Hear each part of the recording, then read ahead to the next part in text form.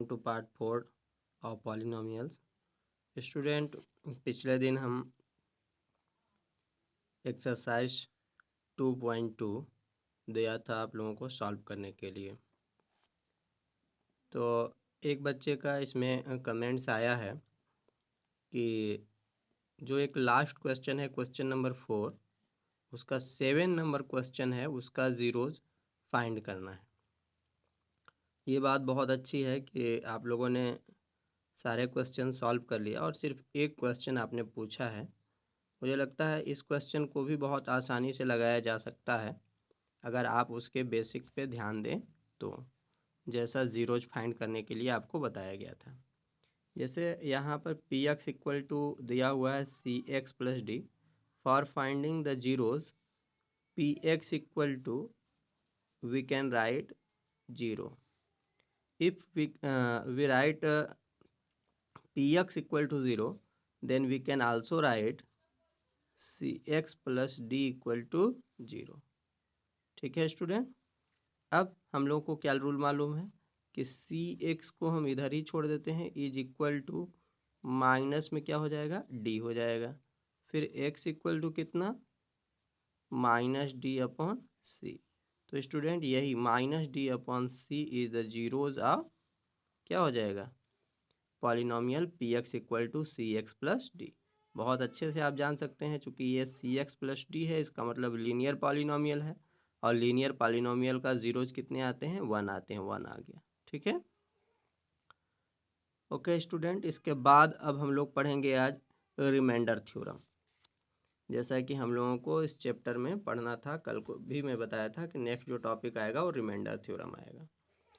Student, remainder theorem को समझने के लिए सबसे पहले इसके हम लोग बेसिक चीज़ों को समझेंगे, फिर इसके बाद रिमाइंडर थ्योरम पढ़ेंगे और रिमाइंडर थ्योरम का रियल डिफिनीशन देखेंगे और उससे हम लोग रिमाइंडर निकालने सीखेंगे।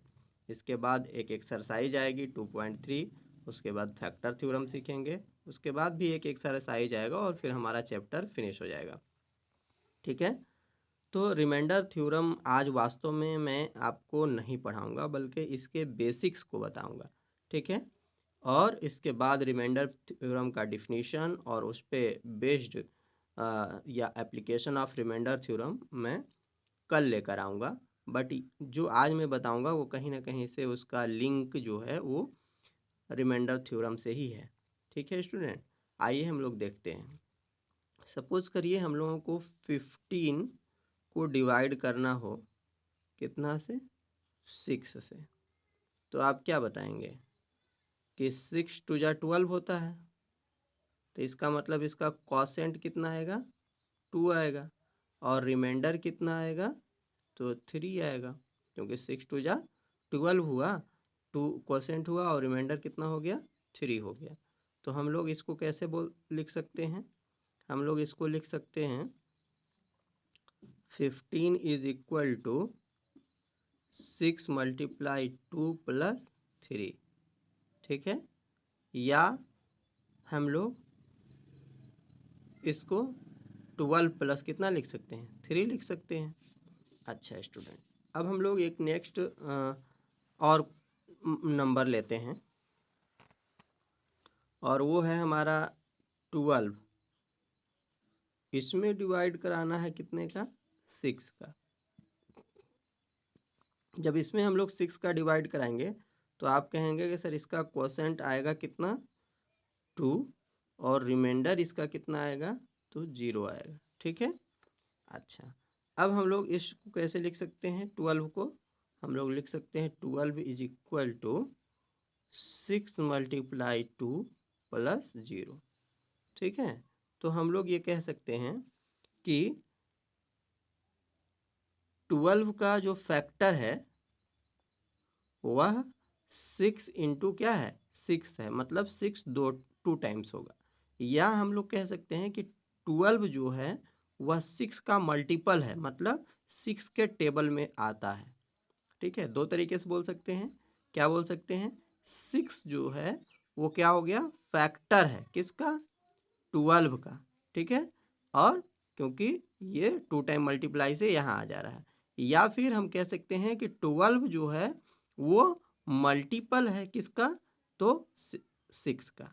ठीक है स्टूडेंट, तो बात अब आपको समझ में आ रही है। दो बातें यहाँ फैक्टर के फॉर्म में लिखना सीख चुके हैं कि फैक्टर हम कब बोलेंगे। ठीक है ना, जब किसी भी नंबर में डिवाइड करने से उसकी जो रिमाइंडर होगा वो 0 आ जाएगा, तब उसके डिविडेंड को, ठीक है, सॉरी उसके डिवीजर को हम लोग क्या बोलेंगे, उसका फैक्टर बोलेंगे। ठीक है ना, क्या सीखा कि जब किसी डिविडेंड में डिवीजर से डिवाइड कराएंगे, यदि रिमाइंडर 0 हो जाएगा तो उस डिवीजर को, ठीक है, क्या बोलेंगे, फैक्टर बोलेंगे। आइए हम लोग पॉलिनोमियल के एग्जाम्पल से देखते हैं। हम लोग को नेक्स्ट एग्जाम्पल मैं लेता हूँ 2x⁴ plus x square plus x, ये डिवाइड कराना है एक्स से। आप वेरी सिंपल जानते हैं कि डिवाइड का मतलब है कि हम अलग अलग फ्रैक्शन में इसको डिवाइड कर सकते हैं ऐसे।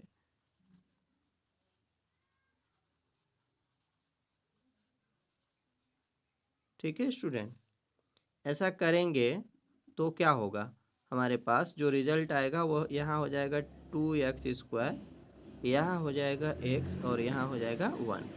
ये इसका क्या कहलाएगा, क्वोशेंट कहलाएगा। और ये चूँकि रिमाइंडर के रूप में कुछ भी नहीं बचा तो ये हो गया रिमाइंडर 0। जब स्टूडेंट रिमाइंडर 0 हो जाएगा तो हम लोग क्या अभी रूल सीखे हैं कि हम लोग कैसे लिख सकते हैं, 2x³ प्लस में x² plus x is equal to x in bracket में, ठीक है, 2x² प्लस x प्लस 1। क्यों, क्योंकि डिवीजर और क्वोशेंट का मल्टीप्लाई हो जाएगा और प्लस में क्या हो जाएगा, रिमाइंडर 0 है। तो हम बोल सकते हैं कि x जो है वो किसका है, फैक्टर है, किसका, इस डिविडेंड का। या स्टूडेंट इन दोनों में से इसको भी बोल सकते हैं, ये भी फैक्टर है इसका, क्योंकि दोनों मल्टीप्लाई के फॉर्म में लिखे हैं। एक्स भी फैक्टर बन जा रहा है इसका और ये भी फैक्टर बन जा रहा है इसका। क्यों ऐसा बोल पा रहे हैं, क्योंकि इन दोनों, इनका रिमाइंडर क्या आ गया, 0 आ गया। ठीक है, अच्छा मैं एक नेक्स्ट एग्जांपल लेता हूँ, वहाँ ज़रा चेक करते हैं। सपोज करिए कि एक एग्जांपल हो 3x² प्लस एक्स प्लस 1, उसमें डिवाइड कराना है हम लोगों को x का। तो स्टूडेंट आप देखेंगे कि यहाँ 3x² अपॉन में आप x करेंगे, फिर x अपॉन x करेंगे प्लस 1 अपॉन x करेंगे। इधर तो डिवाइड हो जाएगा, 3x हो जाएगा और प्लस में 1 हो जाएगा, बट ये डिवाइड नहीं हो पाएगा इसमें, इसलिए इसका रिमाइंडर कितना हो जाएगा, 1 हो जाएगा। तो ये क्वोशेंट बन गया और ये क्या बन जाएगा स्टूडेंट, रिमाइंडर बन जाएगा। तो रिमाइंडर कितना आ गया, 1 आ गया। तो हम लोग लिखेंगे इसको कैसे, 3x² प्लस में x plus 1 is equal to x in bracket 3x plus 1 फिर प्लस 1। अब स्टूडेंट जब इस टाइप से फॉर्म में लिखा जाएगा तो हम लोग इसको, चूंकि इसका रिमाइंडर 0 नहीं हुआ है तो इसलिए इसको हम लोग फैक्टर नहीं बोलेंगे, ना x इसका फैक्टर है ना ही 3x प्लस 1 फैक्टर है, बिकॉज दोनों में से किसी से भी डिवाइड करने पर इसका रिमाइंडर 0 नहीं हो पा रहा है, तो फैक्टर कैसे होगा। अगर हम लोग फैक्टर के फॉर्म में देखें तो फैक्टर में हम लोग क्या लिखते हैं, 2 × 4 लिखते हैं, इसमें अलग से कोई नंबर ऐड नहीं किया जाता है। ठीक है, 8 के लिए ये 2 भी फैक्टर है 8 का और 4 भी फैक्टर है 8 का, यहाँ पर कोई नंबर ऐड नहीं होना है। अगर ऐड हो जाता है तो वो फैक्टर नहीं कहलाएगा। ठीक है स्टूडेंट, अब बात आती है यहाँ पर कुछ हम लोगों ने इसमें कॉमन बातें सीखा जो आपको मैं दिखाना चाह रहा हूँ। सपोज करिए कि एक कोई हमारे पास पॉलिनोमियल है px, आप सबको पता है कि पॉलिनोमियल का नेम हम लोग px gx उसका वेरिएबल जो यूज़ होता है उसके आधार पर दे सकते हैं। और px को डिवाइड कराना है किससे, gx से। अब सवाल आता है कि px कितना है, तो px है आपके पास 3x² प्लस x माइनस 1। और gx कितना है स्टूडेंट, तो gx है x प्लस 1। ठीक है, आप इसको डिवाइड कराएंगे। ठीक है, क्या, कैसे डिवाइड करेंगे, बाय लॉन्ग डिवीजन मेथड। ठीक है ना, किससे, लॉन्ग डिवीजन मेथड से। आइए लॉन्ग डिवीजन मेथड से इसको हम लोग डिवाइड करके देखते हैं। लॉन्ग डिवीजन मेथड आप लोग जानते होंगे, नहीं भी जानते होंगे तो बाय प्रोसेस मैं पूरा बताऊंगा। यहाँ x+1 से डिवाइड कराना है, इसलिए डिवीज़र हो गया। 3x² प्लस x-1 ये डिविडेंड हो गया। आप सबको पता है कि इसके एक टर्म को इसके एक टर्म से कंपेयर कराया जाता है, और कंपेयर कराने पर जितना चीज़ों की कमी होता है उनका हम लोग मल्टीप्लाई करा के इसके इक्वल कराते हैं। जैसे सबसे पहले तो इसमें 3 की कमी है, तो 3 1 जा 3 हो जाएगा। फिर यहाँ x है, यहाँ x² है, तो यहाँ x का मल्टीप्लाई करा देंगे, तो ये हो जाएगा स्टूडेंट 3x²। अब इसको चेक करके तो मल्टीप्लाई कराया, बट दोनों टर्म में मल्टीप्लाई होगा, तो प्लस में लग जाएगा 3x, ये माइनस, ये भी माइनस, ये पूरा कैंसिल हो जाएगा स्टूडेंट, और ये हो जाएगा माइनस में 2x-1। ठीक है स्टूडेंट। अब यहाँ आप देख पाएंगे कि सबसे पहले तो हम लोगों को यहाँ माइनस लाना है, उसके पहले फिर 2 लाना है, ठीक है ना। तो यहाँ प्लस है, और अगर हम लोग यहाँ भी प्लस ले लें तो प्लस प्लस का मल्टीप्लाई प्लस हो जाएगा। जब यहाँ प्लस है तो यहाँ हम लोग को क्या लेना होगा, माइनस लेना होगा। तो -2 का मल्टीप्लाई कराएंगे तो 2 1 जा 2 माइनस में हो जाएगा। फिर x में मल्टीप्लाई कराएगा, x हो गया, माइनस प्लस का मल्टीप्लाई माइनस हो गया 2, ये हो गया प्लस, ये हो गया प्लस, सब्ट्रैक्ट कराते इसमें साइन चेंज कर देते हैं, ये कैंसिल हो जाएगा, और यहाँ +1 इसका रिमाइंडर आ जाएगा।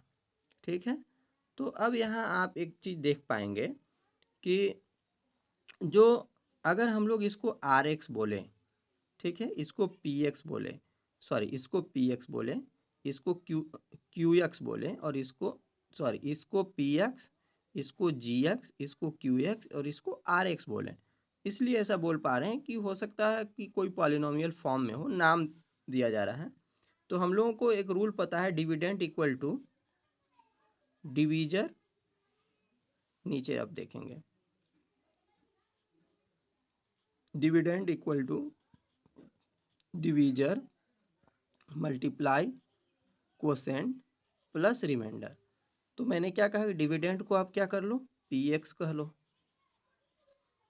जिससे आप डिवाइड किए हो उसको क्या कह लो, GX कह लो, और जितना आया है डिवाइड करने के बाद उसको QX कह लो, और प्लस जो रिमाइंडर के रूप में बचा वो RX कह लो। यहाँ आप एक कॉमन चीज़ देखेंगे कि जब कभी भी QX RX के पावर डिग्री जो बचेगा वो या तो GX के डिग्री से लेस होगा या उसकी डिग्री 0 हो जाएगा। ठीक है, सब समझ पा रहे हैं मैं क्या कह रहा हूँ। मैं कह रहा हूँ कि GX का मतलब आप जिससे डिवाइड करा रहे हैं, इसके पॉलिनोमियल के डिग्री, इसकी पॉलिनोमियल की डिग्री कितना है, 1 है। RX यहाँ पर पॉलिनोमियल की डिग्री कितना है, यहाँ पर क्या है, 0 है। तो मैं ये कह रहा हूँ कि यदि कभी भी आप अगर GX से डिवाइड कराते हैं, ठीक है, तो जो RX आएगा उन दोनों के डिग्री पावर का जो इशू होगा वो ये होगा कि GX की जो डिग्री होगी वो RX की डिग्री से सदैव ग्रेटर होगा, या आप ऐसे कहिए कि RX की डिग्री जो होगी वो GX की डिग्री से ऑलवेज लेस होगा, या फिर RX की डिग्री सीधे सीधे क्या हो जाएगा, 0 हो जाएगा। ठीक है ना, degree RX is less than GX, आर ये डिग्री का लिख रहा हूँ, RX इक्वल टू 0, ये कॉन्सेप्ट होगा। ठीक है स्टूडेंट। तो इस टाइप से आप लोगों को डिवाइड करके और किसी का भी रिमाइंडर फाइंड करना है। इसी पे मैं आपको एक क्वेश्चन भी दिया हूँ रिमाइंडर फाइंड करने के लिए। ठीक है, आप लोग इस तरह से लॉन्ग डिवीजन का प्रयोग करके और रिमाइंडर फाइंड करेंगे। ठीक है ना।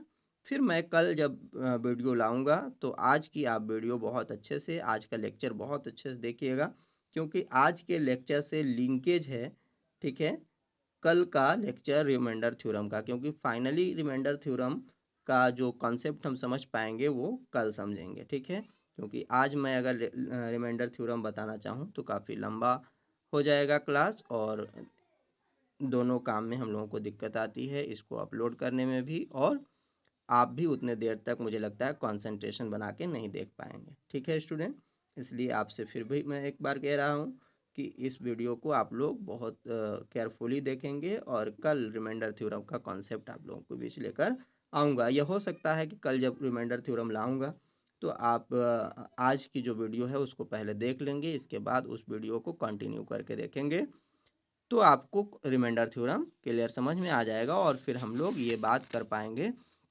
कि कैसे हमको फाइंड करना है रिमाइंडर थ्योरम का यूज़ करके रिमाइंडर। ठीक है, बट स्टूडेंट मैं सोचा कि आज आप लोगों के लिए कोई होमवर्क नहीं हो पाएगा, तो इसलिए मैं एक होमवर्क आप लोगों के लिए लेकर आया हूँ। Find the remainder obtained on dividing P x equal to X का cube plus 1 by X plus 1। ये आपको मैं अलग से क्वेश्चन भी नहीं दे रहा हूँ, इसी क्वेश्चन वीडियो को आप पॉज करके और आप क्या करेंगे, ये क्वेश्चन नोट कर लेंगे। सिर्फ इसमें एक्स का क्यूब प्लस 1 में एक्स प्लस 1 से डिवाइड करना है। ठीक है स्टूडेंट, इसको सॉल्व निश्चित रूप से आप लोग करिएगा।